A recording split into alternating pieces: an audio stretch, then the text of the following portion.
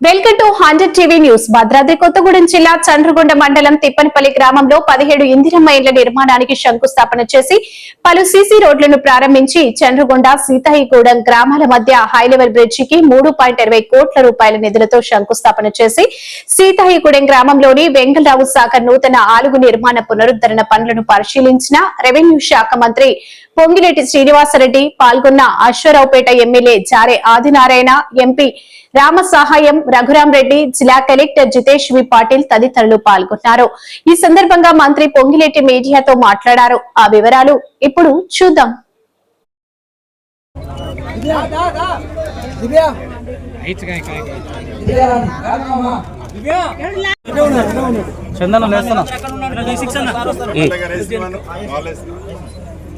Collector గారు నువ్వు ఈ దంపతులకి బట్టలు పెట్టండి. పెట్టేది అన్న కనపడి ప్రతి సోమవారం నాడు డబ్బులు ఇస్తాడా?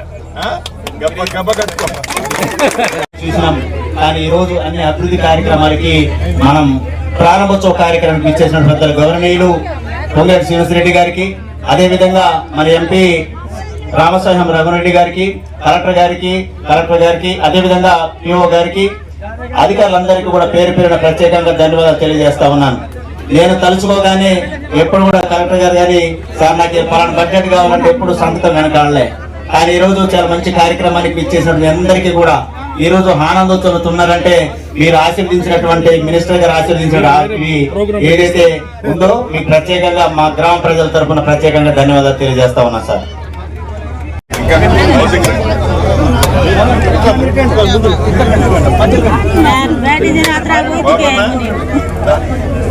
శేఖరన్న నూరా బాబన్న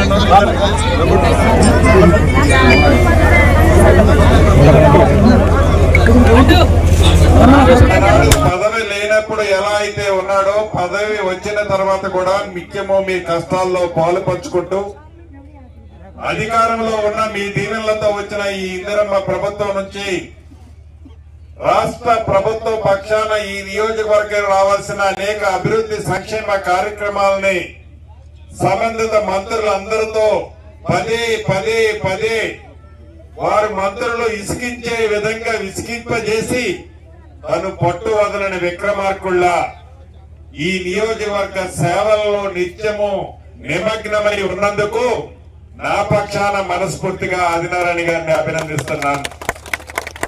చాలా సంతోషం.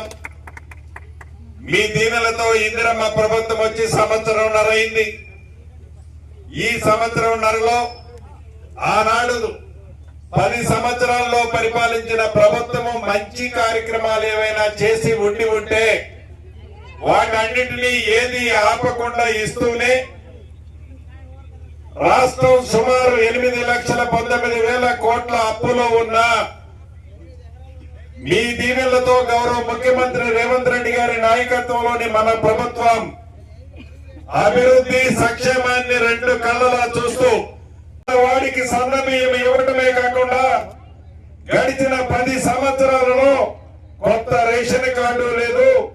ఎవరైనా మేజర్లు అయితే వాళ్ళ పేరు కార్డులో కూడా చేర్చలా.